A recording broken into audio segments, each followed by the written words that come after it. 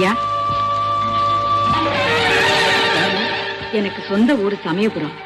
என் புருஷன் ரொம்ப கோபக்காரர்.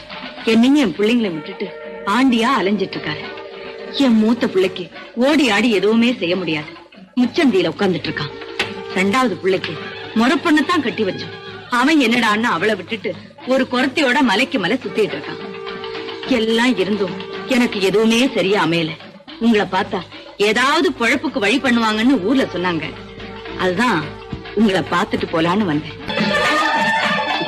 நானும் ஒண்ணு போலதாம்மா. நான் பெத்த பிள்ளைங்க என்ன காப்பாத்தல, நான் வளர்த்த பிள்ளைதான் என்ன காப்பாத்திக்கிட்டு. இதை கொண்டு போய் பால் வியாபாரம் பண்ணி குடிச்சு. மனிதனுக்கும் மகேஸ்வரிக்கும் இடையில நடந்த போட்டியோட முடிவுதான் இது. நான்கிற வார்த்தைக்கு நமச்சிவாயத்தின் துணைவி நான் தான் விளக்கம். எனதுங்கிற உரிமை அந்த ஈஸ்வரனிடமே சரிபாதி